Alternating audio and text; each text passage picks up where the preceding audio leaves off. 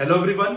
दोस्तों, इस वीडियो में हम हरियाणा जुडिशरी के रिगार्डिंग कुछ प्लान करने वाले हैं, कुछ फोकस ओरिएंटेड स्टडी करने वाले हैं। देखिए, जो 10 साल का पैटर्न है कैसे इवॉल्व हुआ, कैसे सेगमेंट से, किन सेक्शन से, किन एरिया से क्वेश्चन पुट किए जाते हैं, ताकि हमें और क्लैरिटी मिले कि जो हमने इतना पढ़ रखा है अगर हम उसको कंसाइज नहीं करेंगे तो प्रॉब्लम आने वाली है। दोस्तों, कोई भी एग्जामिनेशन है, यहां पर मैं अपना कुछ एक्सपीरियंस बताना चाहूंगा। देखिए, कोई भी एग्जामिनेशन है उसमें हमको दो चीजें काम आने वाली है। One is hard work for sure, ठीक है, प्लस स्मार्ट वर्क।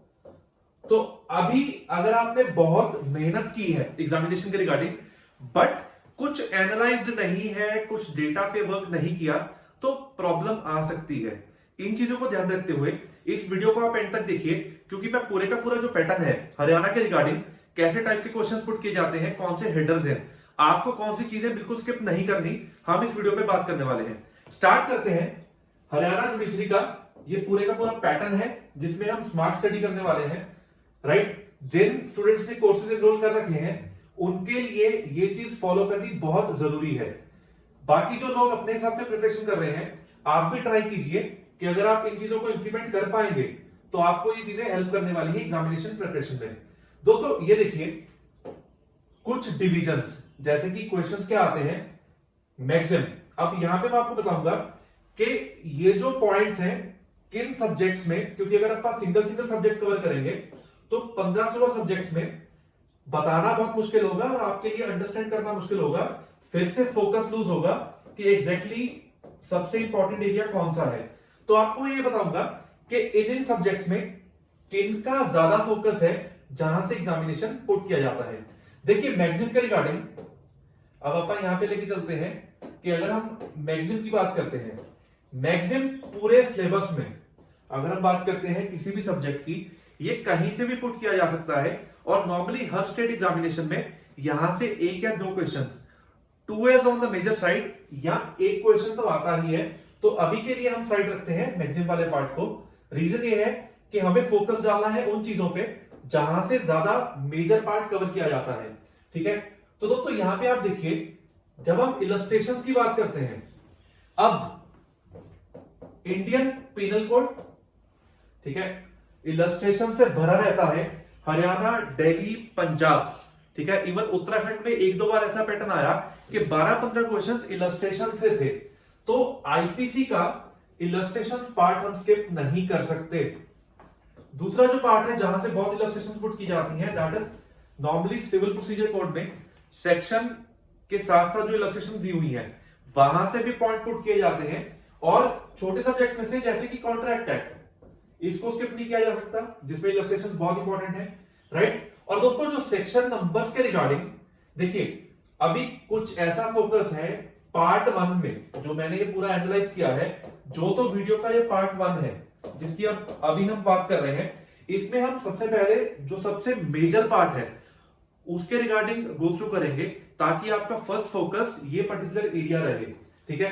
अब सेक्शन नंबर्स में directly Indian penal code, criminal procedure code, ठीक है, इंडियन एविडेंस एक्ट की इलस्ट्रेशन भी अभी हम कवर करेंगे कि इलस्ट्रेशन के तौर पे कैसे क्वेश्चन पुट किए जाते हैं, सिविल प्रोसीजर कोड, कॉन्स्टिट्यूशन, ठीक है। मतलब आपके पास ये बड़े 5 सब्जेक्ट्स हैं जहां से यू कैन एक्सपेक्ट कि अगर 3 या 4 क्वेश्चंस भी आते हैं, 5 क्वेश्चंस भी आते हैं। देखिए, जो ये पैटर्न है विद टाइम जो थोड़ा फोकस है सेक्शन नंबर्स की तरफ कम हो रहा है, बट ऐसा नहीं है कि पूरे एग्जामिनेशन में ये चीज कवर नहीं की जाती। तो अगर हम इसको फोकस करेंगे, ये एक तरह के लॉटरी क्वेश्चन यहां पे काउंट होंगे, जो लॉटरी क्वेश्चन है कि सेक्शन नंबर्स में से क्वेश्चन डायरेक्टली पुट किया गया। अब दोस्तों, कीवर्ड्स का मतलब ये है कि कुछ ऐसे इंपॉर्टेंट एरियाज हैं जिनमें अपने को जो स्पेसिफिक वर्ड है, चाहे वो क्रिमिनल लॉ है, सिविल लॉ है, वो पर्टिकुलर सेक्शंस जहां से इंपॉर्टेंट एरियाज में क्वेश्चन पुट किए जाते हैं। कीवर्ड्स जैसे कि हम पकड़ सकते हैं कि कंस्ट्रक्टिव रेज जुडिकेटा किस एक्सप्लेनेशन में कवर्ड है, ठीक है। अब यहां पर देखा जाए, जो कंस्ट्रक्टिव रेज जुडिकेटा है, इसका पॉइंट सिर्फ एक प्रोविजन एक्सप्लेनेशन 4 में बात की गई है, बट अगर हमें वो शॉर्ट टर्म नहीं मालूम होगा कि कहां पर ये चीज कवर्ड है, तो प्रॉब्लम आएगी। दैट मीन्स अब जैसे आईपीसी में से कुछ इंपॉर्टेंट, अभी मैंने एक क्वेश्चन भी यहां पे फॉर्म किया है कि थेफ्ट के केस में जो थेफ्ट है इट कैन बी टेम्परेरी और परमानेंट, जो मूवमेंट ऑफ प्रॉपर्टी है, तो ऐसे अंडरस्टैंडिंग वाले क्वेश्चन भी पुट किए जाते हैं। बट अगर बेसिक्स क्लियर होंगे तब उनको आइडेंटिफाई करके अटेम्प्ट कर पाएंगे। ठीक है, केस रिलेटेड जो क्वेश्चंस है, मेरा हमेशा फोकस, चाहे वो कोर्सेज में है चाहे वो रेगुलर यूट्यूब पे मैं बार बार बोलता हूं कि कुछ स्टूडेंट्स सिलेबस देख के डर जाते हैं कि हमें इतना पढ़ना पड़ेगा, बट ट्रस्ट मी 70% सिलेबस अगर हम प्लान वे से समझ लें क्या क्या चीजें कवर्ड हैं, किस वे से कवर करनी है, तो ये रिजल्ट ओरिएंटेड कन्वर्ट हो जाती है। मतलब अपना जो काम है it is to achieve that particular cut off, वो जो आइडेंटिफाइड एरिया है अगर आप उसको भी अच्छे से कवर कर लेंगे, even then you will be able to cover the particular, मतलब आप कट ऑफ अचीव कर पाएंगे। अब पनिशमेंट्स के रिगार्डिंग, जब का अमेंडमेंट एक्ट आया है, ठीक है, क्रिमिनल में, ठीक है, उसमें हर एग्जामिनेशन में, मैं वर्ड यूज कर रहा हूं, हर एग्जामिनेशन में किसी भी स्टेट का है, नॉर्मली 326, 376, ये फोकस रहा है कि ये पर्टिकुलर सेक्शन या उसकी हेडिंग कि इसके रिगार्डिंग वोयरिज्म है या रेप के रिगार्डिंग जो डिविजन्स हैं, कौन सा पॉइंट किस पर्टिकुलर सब सेक्शन या सेक्शन में कवर्ड है। तो यहां से तो अब अपने को मालूम पड़ेगा कि भैया यहां से क्वेश्चन आना ही है, तो हम इस एरिया को कैसे स्किप करेंगे। ठीक है, अब मैं मूव करता हूं। देखिए, सिविल प्रोसीजर कोड में मैंने पहले काफी चार्ट्स भी प्रोवाइड किए यूट्यूब चैनल पे, अमाउंट के रिगार्डिंग, फाइन्स के रिगार्डिंग, डिवीजन बना दी कि सेक्शन ऐसे याद करने हैं, ऑर्डर्स ऐसे याद करने हैं। ठीक है, तो दोस्तों कई बार ऐसा होता है कि वीडियो तो बहुत इंपॉर्टेंट है, बट जब वो फ्री में मिल रही है हम उसको वैल्यू नहीं कर पाते। ट्रस्ट मी, जो पहले चार्ट्स प्रोवाइड किए गए थे वहां से बहुत क्वेश्चंस पुट किए जाते हैं सीपीसी में। डिस्क्रिप्शन बॉक्स में मैंने वीडियोस प्रोवाइड की हैं इसी के रिगार्डिंग, सेक्शन या ऑर्डर नंबर वगैरह कैसे याद करने हैं। राइट, अब आता है पार्ट जो आज का ट्रेंड है, दैट इज अंडरस्टैंडिंग बेस्ड। ठीक है, अंडरस्टैंडिंग बेस्ड क्वेश्चंस का जो ट्रेंड है वो बढ़ रहा है, बट डरने की जरूरत नहीं है। जब भी आप कोई भी कोर्स करते हैं, आप पढ़ते हैं, तो जो बेसिक्स कवर किए जाते हैं, अगर आप ध्यान से भी लॉजिकली सोचे, आप इजीली ऐसे क्वेश्चंस अटेम्प्ट कर पाएंगे। ठीक है, तो इन चीजों को आप एक बार जब आप सिलेबस गो थ्रू करेंगे, then when you analyse the content again and again, तो ये वाले क्वेश्चंस ऑटोमेटिकली आपके पहली बार में क्लियर नहीं होंगे, इन द सेंस कि जब भी आप मल्टीपल चॉइस क्वेश्चंस अटेम्प्ट करते हैं पहली बार में रिजल्ट नहीं मिलेगा। जितनी आप प्रैक्टिस करेंगे उतना ही आप स्कोर अच्छा कर पाएंगे। राइट, और दोस्तों कई जगह लॉ में एंड या और, मतलब मेजरली ये जो प्रोविजन है ये बेसिकली पनिशमेंट के रिगार्डिंग, कहीं पे और वर्ड यूज है, कहीं पे एंड है, तो इस चीज का आप ध्यान रखेंगे। राइट, अब आगे मूव करते हैं। मैंने जस्ट एक क्वेश्चन यहाँ पे ड्राफ्ट किया था कि ऐसे क्वेश्चन पुट किया जाता है कि मैक्सिम इसका क्या मतलब है। ये तो एक तरह का डायरेक्ट क्वेश्चन हो गया जो हम बिल्कुल भी हमें स्किप नहीं करना चाहिए। मतलब मैक्सिम है, उसकी अगर आप एक बार लिस्ट भी गो थ्रू कर लेंगे, ये ऐसे रेक्टिफिकेशन वाले क्वेश्चंस नहीं है। अगर आपने एक बार भी गो थ्रू किया होगा तो आपको आइडिया मिल जाएगा कि इसका करेक्ट आंसर क्या है। राइट, तो आगे एक बार अभी हम सब्जेक्ट वाइज थोड़ा सा आइडिया लेते हैं कि मेजॉरिटी फोकस एग्जामिनर का क्या चल रहा है आज की डेट में। तो दोस्तों यहां पर इंडियन पीनल कोड से स्टार्ट करते हैं। मैं फिर से रिपीट कर रहा हूं, जब के अमेंडमेंट एक्ट आए हैं, अब इसमें जो 376 में एडिशंस हैं, 2018 अमेंडमेंट, अगर आप एक बार रीड भी कर लोगे you will get to know कि ये पर्टिकुलर सेक्शंस में एडिशंस हैं, तो वो डायरेक्टली वहां पे सेक्शन नंबर पुट किए जाते हैं। इसको आप बिल्कुल भी स्किप नहीं कर सकते। और ये ट्रैक रहा है पिछले 7-8 साल से कि जब का ये अमेंडमेंट एक्ट आया है, नॉर्मली हर स्टेट में यहां से क्वेश्चन पुट किए जाते हैं। राइट, अब सेक्शन या area wise which can't be skipped. देखो दोस्तों, इंडियन पीनल कोड में अगर मैं बात करूं कि जो इनिशियल सेक्शन ही है, ये अपने आप में बहुत इंपॉर्टेंट है। देखो दोस्तों, जो आईपीसी है इंडियन पीनल कोड में, इंपॉर्टेंट कुछ ऐसे एरियाज हैं जिनकी मैं बात करने वाला हूं, जैसे सेक्शन नंबर 1 to 120। अब यहां से डायरेक्टली आइडिया मिलता है कि एग्जामिनर का ये फेवरेट एरिया है जहां से 2 या 3 क्वेश्चंस पुट किए जाते हैं। राइट, अब अगर मैं इन बिटवीन वाला एरिया इसके बाद वाला छोड़ भी दूं, तो जो सबसे ज्यादा फोकस रहेगा that is on the offences part. ठीक है, थेफ्ट, एक्सटॉर्शन, रॉबरी, इनके रिगार्डिंग ये दो पर्पस सॉल्व करेंगे। एक तो डायरेक्टली जो सेक्शन नंबर अगर पुट किया जाता है, you should have the knowledge. पहले होता था डायरेक्टली सेक्शन नंबर, आजकल जो फोकस है it is regarding punishment also, ठीक है। और दूसरा जो ये ऑफेंसेस हैं, इनमें आप एक चीज का ध्यान रखेंगे, जो बेलेबल है या नॉन बेलेबल है, मतलब अगर कोई भी ऑफेंस है क्या वो बेलेबल है नॉन बेलेबल है, इसके रिगार्डिंग भी तकरीबन एक आधा क्वेश्चन पुट किया जाता है। तो आप इसको भी स्किप नहीं करेंगे, लिस्ट बना लेंगे, ये ऑफेंसेस हैं, इसमें ये पार्ट गो थ्रू करना है। अब इलस्ट्रेशंस डायरेक्टली बेयर एक्ट से पुट की जाती हैं, फिर भी क्वेश्चन गलत हो जाता है। उसका कारण एक है, या तो जब हम पढ़ते हैं इतना तेज पढ़ जाते हैं कि हमें कॉन्सेप्ट समझ आया बट इलस्ट्रेशन गो थ्रू नहीं की। तो दोस्तों इलस्ट्रेशन का पढ़ना बहुत जरूरी है। कई बार कुछ ऐसे कंफ्यूजिंग पार्ट होता है जिसका लॉ ने अपना एक सेटल्ड लॉ है कि इसका मीनिंग या ये इसी में कवर होगा, दैट एज एक्सेप्शन आपको मालूम होना चाहिए कि इस इलस्ट्रेशन में क्या क्या चीजें कवर्ड है। तो जितना आप रिवीजन देंगे, एक बार, दो बार, तीन बार, way to cover that is repetition is the success. इसका जो मंत्र है दैट इज रेपिटेशन, जितना रेपिटेशन देंगे इलस्ट्रेशन में उतना अच्छा आप स्कोर कर पाएंगे अगर एग्जामिनेशन में पुट की जाती है, राइट। आगे मूव करते हैं। देखो जो फेवरेट एरिया की मैं बात करता हूं कि कुछ ऐसे आइडेंटिफाइड एरियाज हैं, ठीक है, जहां से क्वेश्चन पुट होता ही है। राइट टू प्राइवेट डिफेंस, ठीक है, एक्सेप्शंस, ठीक है, जिसमें 82 एंड 83 तो फेवरेट है बहुत स्टेट में, ये एग्जामिनेशन में ये क्वेश्चन पुट किया जाता है, ठीक है। तो ये जो ऐसे जैसे आइडेंटिफाइड एरियाज हैं, कल्पेबल, होमिसाइड, मर्डर, ठीक है।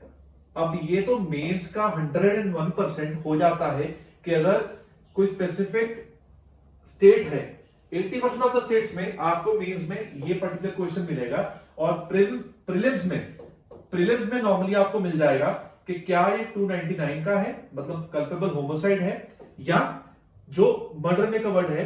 तो ये पर्टिकुलर ऐसे वाले प्रोविजंस जहां से आपको लगता है कि क्वेश्चन आना ही आना है, तो मैंने नॉर्मली 3 तरह के क्वेश्चंस कवर किए। ऑल्दो फॉर्मेशन डिफरेंट हो सकती है, जैसे यहां पर इन्होंने पूछा कि nothing is an offence which is done by a child below. कई बार एज पुट करते हैं, कई बार सेक्शन नंबर डायरेक्टली पुट करते हैं, कई बार कुछ इलस्ट्रेशंस कवर की जाती हैं, मतलब आइडेंटिफाइड एरिया वही है, बट अपने को ये जानना है कि अगर पिछली बार ऐसा क्वेश्चन आया, अगर डायरेक्टली सेक्शन नंबर आया, तो इस बार इट कुड बी कि उसी में से कंटेंट घुमा फिरा के पुट किया जाए। फ्रॉडुलेंटली मैंने वर्ड यूज किया, डायरेक्टली के क्वेश्चंस आते हैं कि कौन सा चीज किस सेक्शन में कवर्ड है। ये भी बहुत बार Indian penal code, criminal procedure code में ये चीज पुट की जाती है। In case of the offence of theft, जैसे मैंने पहले बात की, the movement of the property should be, ठीक है।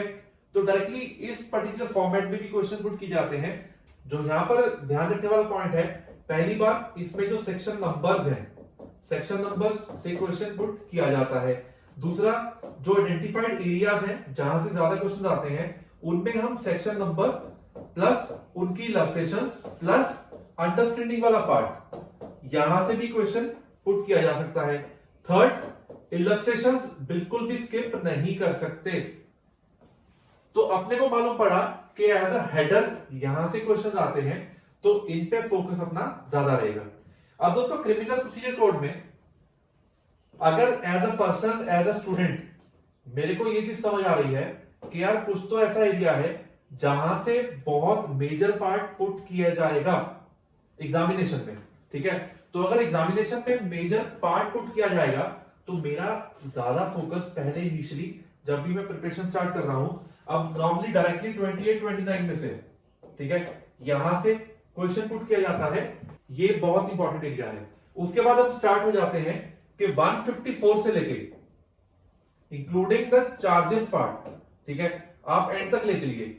154 से लेके अब यहां से चलते चलते चलते जो आपका सारा फोकस है, चाहे वो इन्वेस्टिगेशन है, चाहे वो 210 तक इंक्वायरी का पार्ट है, चाहे उसके बाद जो ट्रायल प्रोसीजर है इंक्लूडिंग द चार्जेस पार्ट, ये सारा पार्ट में से यू कैन एक्सपेक्ट कि 60 to 70% पेपर फोकस एग्जामिनर का ये रहता है, घुमा फिरा के प्रोविजंस यहां से पुट की जाती है।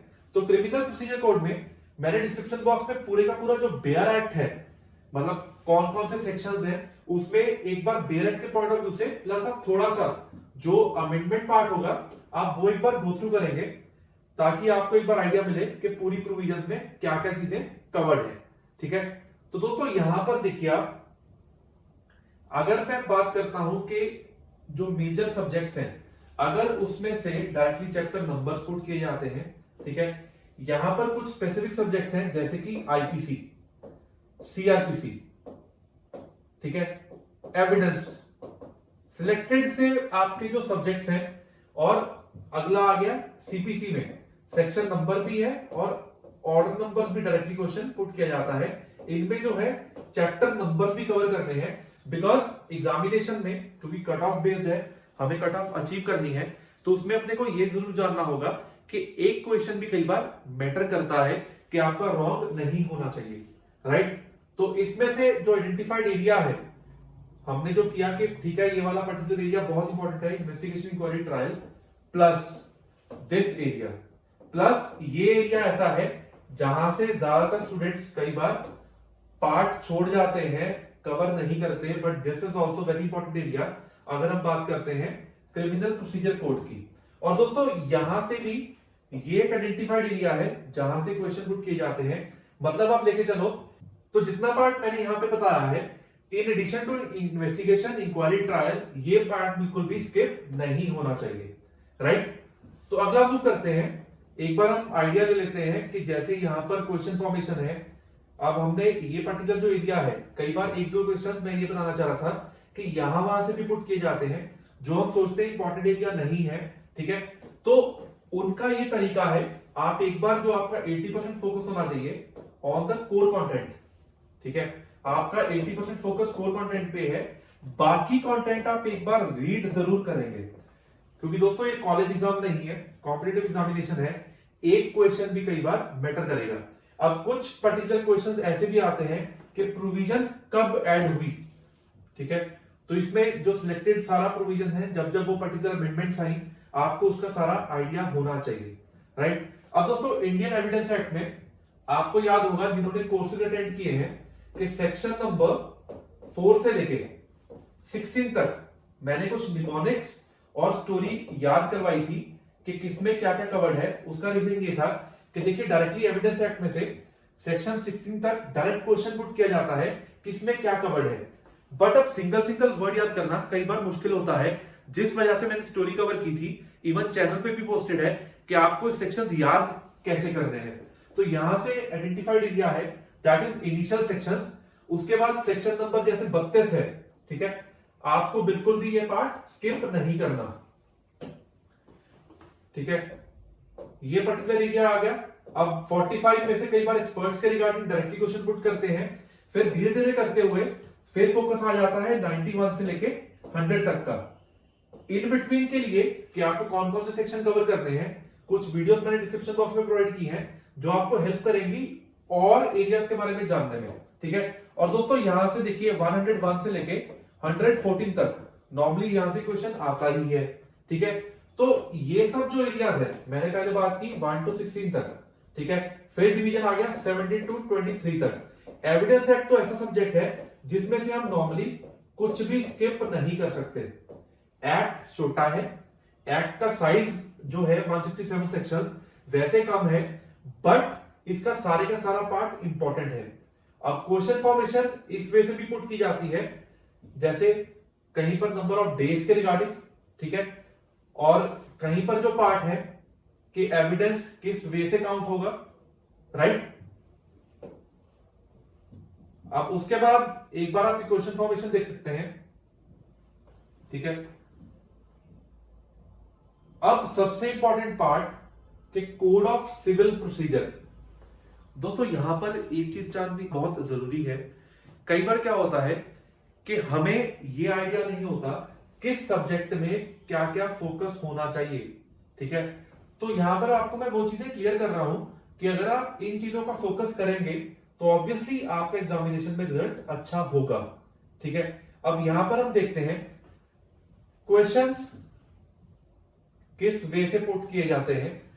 पहले क्या था, काफी देर से यहां पर जो फोकस था इस पर्टिकुलर सब्जेक्ट का, इट वाज ओनली सेक्शंस, कि सेक्शंस क्या क्या है, apart from it order numbers. ठीक है, क्या ये फोकस आज की डेट में है? बिल्कुल है। ठीक है, उसके बाद थोड़ा सा हिस्टोरिकल पार्ट। ठीक है, कब कब क्या क्या ऐड हुआ, क्या क्या डिवीजन है, आज की डेट में भी इसका फोकस है। ठीक है, बट दोस्तों यहां पर एक चीज मैं ऐड करूंगा कि जो डायरेक्ट क्वेश्चंस थे, पहले जो आज तक इसके रिगार्डिंग डायरेक्ट क्वेश्चंस पुट किए जाते थे सीपीसी में से, उसका ट्रेंड, उसका जो प्रोपोर्शन है वो थोड़ा सा कम हो गया है। अब इनडायरेक्ट क्वेश्चन मतलब थोड़ा सा अंडरस्टैंडिंग बेस्ड, एंड इवन जो ये ऑर्डर्स वाला पार्ट है इसमें से स्पेसिफिक रूल्स के रिगार्डिंग।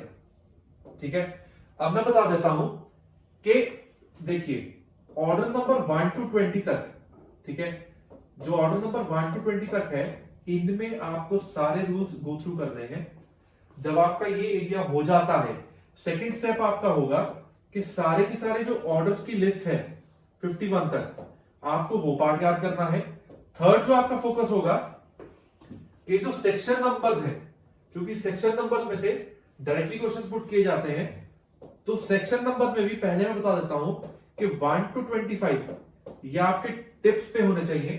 ठीक है, जब ये पार्ट आपका कवर होगा, फिर हम बाकी जो ऑर्डर्स हैं, फिर जो बाकी ऑर्डर्स हैं 21 से लेके, ठीक है, 21 को आप सबसे एंड में पढ़ेंगे, एग्जीक्यूशन वाला पार्ट, 21 से लेके एंड तक 51 तक आप ये सारा जो पार्ट है इस सीक्वेंस में गो थ्रू करेंगे। एंड में आएगा आपका 21। ठीक है, पहले जब ये एरिया जब तक कवर नहीं होता आगे मत बढ़िए, क्योंकि मैक्सिमम पार्ट आपका पेपर में यहां से रहता है, जो अगर हम पास देखें 10 साल का पेपर। ठीक है, अब जो अगला पार्ट है, क्या इलस्ट्रेशंस या सेक्शन नंबर्स, ये इंपॉर्टेंट है दोस्तों। इनमें क्या देखना है, इलस्ट्रेशन तो इंपॉर्टेंट है ही है, बट जहां पर भी जैसे सेक्शन 32 में से बहुत बार क्वेश्चन पुट किया जाता है, अगर कहीं पर भी पेनल्टी की कोई अमाउंट दी हुई है, आपको इन दोनों चीजों का ध्यान रखना है। इवन एक से दो क्वेश्चंस यहां से पुट किए जाते हैं as far as CPC is concern. ठीक है, अब दोस्तों जो डायरेक्ट और इनडायरेक्ट का प्रोपोर्शन है, हमें ये याद रखना है कि सीपीसी में से 12 से 15 क्वेश्चन पुट किए जाने वाले हैं एग्जामिनेशन में, तो हमारा बिल्कुल भी फोकस लूज नहीं होना चाहिए। कई बार क्रिमिनल लॉ फेवरेट रहता है, बट उस चक्कर में हम सीपीसी गो थ्रू नहीं करते। बट ध्यान रखिए 12 से 14 क्वेश्चन जो यहां से आएंगे, ये पूरा गेम चेंजर बन सकता है। अब दोस्तों जो कॉन्स्टिट्यूशन ऑफ इंडिया है, इसका भी मैं ट्रैक बता देता हूं। अगर आप पिछला पैटर्न चेक करेंगे 10 साल का, तो आपको देखने में क्या मिलेगा, आपको ये दिखेगा कि बहुत ही कम, मतलब कई बार एक आधा क्वेश्चन ही होगा जो किसी भी समय रिपीट हुआ है। ठीक है, तो अगर क्वेश्चन रिपीट नहीं हो रहे, बट अपना फोकस क्या होना चाहिए, तो मैंने कुछ चीजें कैटेगराइज की है। ठीक है, कैटेगराइज की है कि जैसे कि क्वेश्चंस क्या आते हैं, कौन सी अपॉइंटमेंट कौन करवाता है। ठीक है, केस लॉस के रिगार्डिंग डायरेक्ट क्वेश्चंस आ जाते हैं। ठीक है, आर्टिकल नंबर्स के रिगार्डिंग देखो, जो अगर डायरेक्ट क्वेश्चंस है या सेक्शन नंबर है, ये हो गए एक तरह के आपके लॉटरी क्वेश्चन। ठीक है, तो अगर इन चीजों पे फोकस आप लूज करेंगे तो मुश्किल क्रिएट होगी। स्केड्यूल के रिगार्डिंग डायरेक्टली क्वेश्चन पुट किया जाता है। Rates is the favourite area, judiciary examination के लिए रेट्स एक फेवरेट एरिया है। लैंडमार्क केसेस आप मिस नहीं कर सकते। ठीक है, तो इन सब चीजों का ध्यान रखेंगे जब आप कॉन्स्टिट्यूशन पढ़ते हैं। ठीक है, और मैं यहां पर डिस्क्लेमर दे दूं, most probably the questions are not repeated, but areas identified हैं। कौन सी अपॉइंटमेंट, यहां पे हम कुछ पॉइंट्स ऐड कर देते हैं। ठीक है, यहां पे कुछ पॉइंटर्स जो मार्क करवाने वाला हूं, दैट इज, आप ये नोट भी कर सकते हैं कि ऑर्डिनेंस के रिगार्डिंग नॉर्मली क्वेश्चन आता है पेपर में, तो आप ये आइडेंटिफाइड एरियाज मार्क कर सकते हैं। एज के रिगार्डिंग क्वेश्चन आ जाता है रिगार्डिंग द इलेक्शन पार्ट। ठीक है, आर्टिकल कौन सा किसके रिलेटेड है, जैसे ये आर्टिकल 19 का है क्वेश्चन। ठीक है, प्रोक्लेमेशन ऑफ इमरजेंसी के रिगार्डिंग कई बार पीरियड पूछ लेते हैं, इमरजेंसी का मैक्सिमम पार्ट। रेजिडुअरी पावर किसमें वेस्टेड है। एडवाइजरी ओपिनियन कौन किससे ले सकता है। Minimum age to be eligible for president, likewise different जो इंपॉर्टेंट पोजीशंस हैं उनके रिगार्डिंग पूछ लेते हैं। इंपीचमेंट प्रोसेस के रिगार्डिंग क्वेश्चन आ जाता है, प्रेसिडेंट, प्राइम मिनिस्टर, ठीक है, लाइकवाइज डिफरेंट इंपॉर्टेंट पोजीशंस के रिगार्डिंग क्वेश्चन आ जाता है, प्रेम्बल में से कोई भी पर्टिकुलर वर्ड पुट किया जा सकता है, ठीक है, केस स्पेसिफिक चीज जैसे 42nd अमेंडमेंट बहुत इंपॉर्टेंट है, ठीक है। लाइकवाइज अब यहां पर देखिए जो अमेंडमेंट्स हैं, ठीक है, तो अपने को मालूम है कि नॉर्मली ऐसा ये ट्रैक है, अमेंडमेंट्स के रिगार्डिंग क्वेश्चन आता ही है, कौन सी अमेंडमेंट किसके रिगार्डिंग थी, तो ये रिकमेंडेड है कि आप एटलीस्ट जो आर्टिकल नंबर 1 से शुरू हो गए, ठीक है, तकरीबन 48 तक, ठीक है, ये पार्ट आपके टिप पे होने चाहिए जिसमें फंडामेंटल राइट्स डायरेक्टली क्वेश्चन आता है, ठीक है। अगर कोई लेटेस्ट जो अमेंडमेंट्स हैं उसके रिगार्डिंग, ठीक है, स्केड्यूल आपको पूरा याद होना चाहिए, क्या क्या हेडर्स हैं, 12 के 12 हेडिंग्स आपको पता होना चाहिए। तो ये एक पैटर्न रहता है जब हम बात करते हैं कॉन्स्टिट्यूशन की। अब दोस्तों आगे बढ़ते हैं कि हम हरियाणा के रिगार्डिंग, क्योंकि काफी गैप पड़ रहा है, एग्जामिनेशन डेट अभी अनाउंस नहीं है, बट प्रिपरेशन आपको नहीं छोड़ना। हरियाणा के रिगार्डिंग एक मॉक टेस्ट लेके आ रहे हैं जिसकी डेट है 1 मई, ठीक है। रजिस्ट्रेशन फीस एप्लीकेबल है और ये क्या है, एक तरह का पुश फैक्टर है आपके लिए, मोटिवेशन है कि आपको 1 तारीख तक एक बार पूरा सिलेबस गो थ्रू करना है। एंड ये जो पहला मॉक होगा, व्हाट आई डू इज, अभी के लिए जो हमने डेट अनाउंस की है 1 मई को सिंगल मॉक है, ठीक है। इसमें क्या करेंगे, जैसा जैसा मैंने आपको बताया कि यहां से मेजर पार्ट कवर किया जाता है, जो क्वेश्चंस होंगे आपका फोकस ये होना चाहिए कि एटलीस्ट आप अगर प्लान्ड वे से जो आपको बता रहा हूं, अगर आप इस वे से गो थ्रू करेंगे तो आपके लिए बेटर है। एंड आपको मैं नेक्स्ट पार्ट में जो गाइड करूंगा, जो एडिशनल सब्जेक्ट्स हम बताने वाले हैं, किस किस सब्जेक्ट में आप किस चीज का ध्यान रखेंगे, तो आपको उस हिसाब से प्रिपरेशन करनी है। तो आप मॉक के लिए डिस्क्रिप्शन बॉक्स में मैंने लिंक प्रोवाइड किया है, आप मॉक के लिए रजिस्ट्रेशन करवा सकते हैं। टेस्ट 1 तारीख को पोस्ट किया जाएगा, प्रॉपर प्लान्ड वे से पढ़िए, आपके पास सफिशिएंट टाइम है। अगर आप टारगेट बेस्ड स्टडी करेंगे बार बार तो आपके लिए बेनिफिट है, आपको एक टारगेट मिलेगा कि हमें सिलेबस इस दिन तक कंप्लीट करना है। तो ये बहुत इंपॉर्टेंट फैक्टर है अभी के लिए, क्योंकि देखिए अगर आप बिल्कुल भी डिले करेंगे, आप प्रिपरेशन में डिले कर रहे हैं बट कॉम्पिटिटर्स पढ़ रहे हैं, इस चीज का ध्यान रखिए।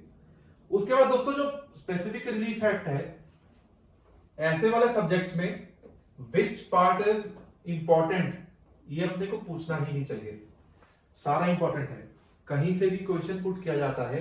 सेक्शन नंबर्स बहुत इंपॉर्टेंट है, डायरेक्टली हेडिंग पुट की जाती है, और जब का अमेंडमेंट एक्ट आया है, ठीक है, आप अगर रिकॉर्ड चेक करेंगे किसी भी स्टेट का, नॉर्मली हर स्टेट में सेक्शन 14 के रिगार्डिंग, ठीक है, 20 के रिगार्डिंग, अब जो नए चेंजेस हैं उनके रिगार्डिंग 1-2 क्वेश्चंस प्लस 1-2 क्वेश्चंस और पुट किए जाते हैं, जनरल स्पेसिफिक रिलीफ एक्ट है, ठीक है। 5 और 6 तो हर एग्जामिनर का फेवरेट है हर स्टेट में, ठीक है।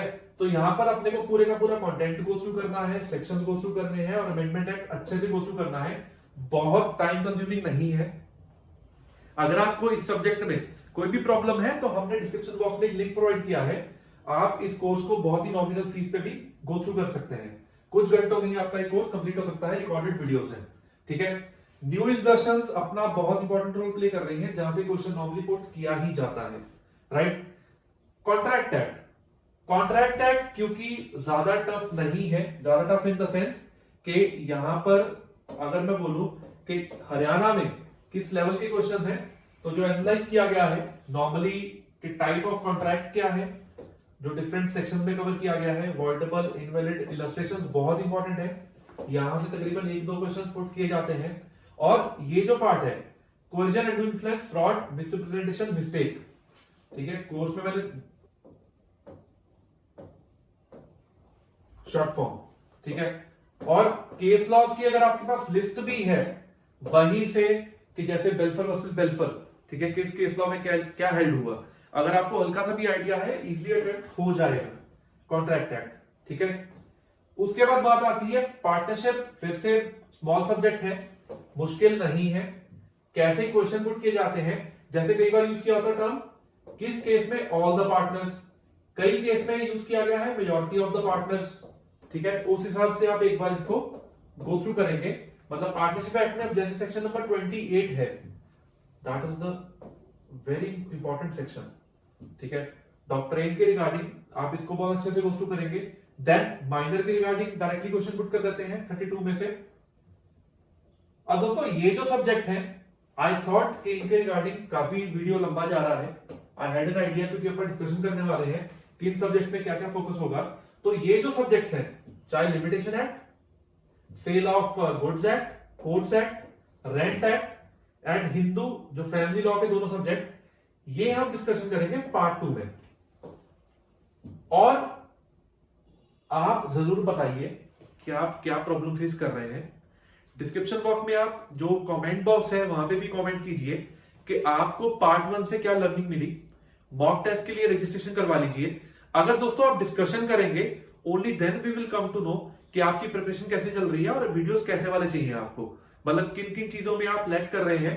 अगर जितना आप डिस्कशन करेंगे, कमेंट्स करेंगे, हमें थोड़ा आइडिया मिलेगा। और मॉक के लिए जरूर रजिस्ट्रेशन करवाइए। और ये पूरी स्ट्रेटेजी होनी चाहिए अभी के लिए, एटलीस्ट जो अभी जो टाइम पीरियड है, आप मॉक तक इतना फोकस रखिए कि ये जो मेजर पार्ट है आपको अच्छे से गो थ्रू करना है। और अभी जो हमने डिस्कशन नहीं की उसकी भी we will post a video कि कौन कौन से इंपॉर्टेंट एरियाज है। बट आपका जो पहला काम है, it is regarding the reading of bare act और इंपॉर्टेंट एरियाज को अच्छे से गो थ्रू करना, ताकि मॉक टेस्ट में आप अच्छा स्कोर कर पाए। और इसमें हम एक स्कोर लिस्ट निकालेंगे कि बेसिकली आपने कितना स्कोर किया। जैसे ही आप टेस्ट सबमिट करेंगे, you will getting an idea about that, right. Registration के लिए लिंक डिस्क्रिप्शन बॉक्स में है। इन सब पॉइंटर्स को आप अपनी किसी नोटबुक पे कि किन किन एरियाज में कैसे कैसे क्वेश्चंस हैं, बहुत एनालाइज्ड और रिसर्च और टाइम लगा इस चीज को एनालाइज करने में, पिछले 10 साल का पैटर्न क्या चल रहा है, ठीक है। तो बारीकी से गो थ्रू किया हर पॉइंट को, और इन चीजों को आप गो थ्रू कीजिए, जरूर आपका अच्छा स्कोर आएगा और कट ऑफ आप अचीव कर पाएंगे। All the best, and channel को सब्सक्राइब करना ना भूलें। Thanks a lot for watching this video.